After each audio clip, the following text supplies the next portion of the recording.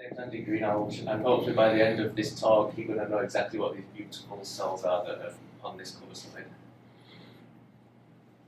So just, whoa!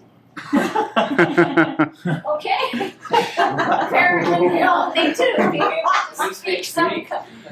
Is that wow. Greek? I'm going to improvise. So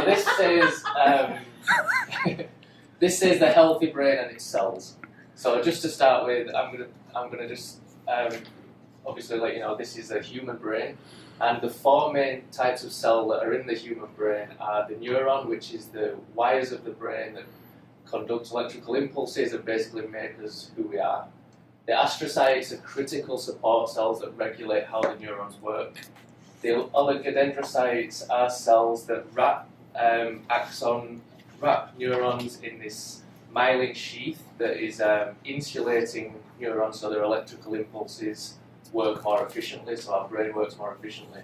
And then the best cell in the brain is the microglia. And I'm going to tell you about the microglia today. Basically, the microglia is the immune cell of the brain.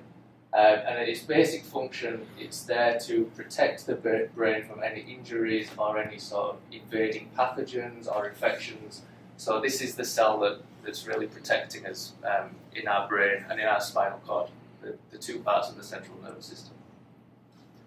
So this is a beautiful image of the microglia. So somebody has put dye into a cell, and this dye is then taken up to every single part of the cell. And you can really see how intricate and complicated these cells are. This is the hub of the cell body, and then its branches reach out all through the tissue in the brain and the spinal cord. Now these cells are actually actively scanning the whole brain, continuously looking for danger. So here you see this is a actual video of in a live mouse, showing cells in their natural state, continuously looking around in the environment, looking around the other cells, looking around neurons, looking around for danger.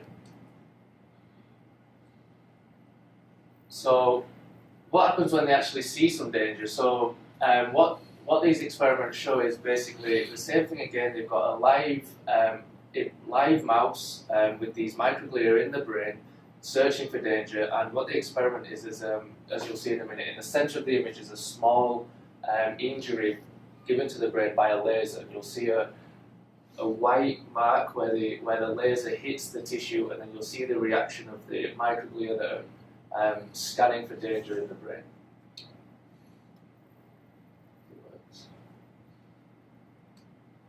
So here you see the laser lesion there, and then all of a sudden all the processes of the microglia rush towards the danger. So the laser lesion appears, all the microglia processes straight away go to the center of where the injury is. So we can look at microglia in different tissues. And here we've got microglia in a normal healthy spinal cord, and what you've got to remember is this is central nervous system tissue in the spinal cord, and it's absolutely full of neurons, of astrocytes, of all the cells that I told you at the start, and they're represented by the blue dots. They're the cell bodies of all the different cells. But we've used a stain that only shows microglia, and so you can see these microglia are all in their own little space in healthy tissue, and this is what we can see when we look down the microscope. When we have an injury, like a severe injury to the spine, like a spinal cord injury, some sort of big trauma, you see these microglia become extremely vigilant. They start to rush towards the huge injury site, like we saw before in the previous video, and they really start to take over the whole tissue, the whole injured tissue, trying to basically clear any damaged tissue. What was this?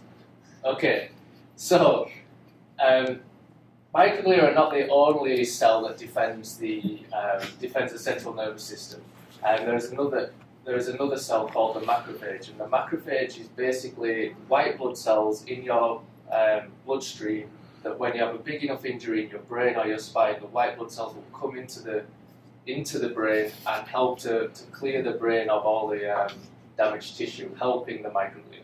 So here we have an image of a spinal cord cross-section of microglial stain.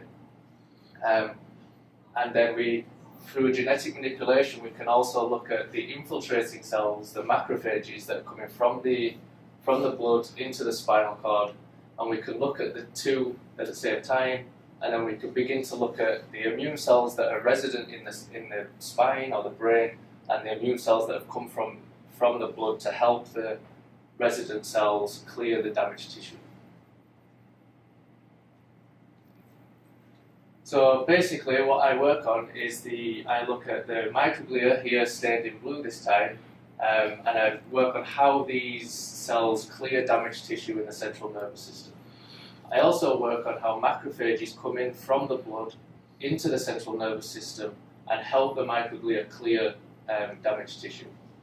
I work on how these two cells interact and whether they talk to each other in the damaged tissue. And basically the overall question of my work is, how do these two cell types clear damaged tissue after a brain or spinal cord injury, and can we manipulate this to help the recovery?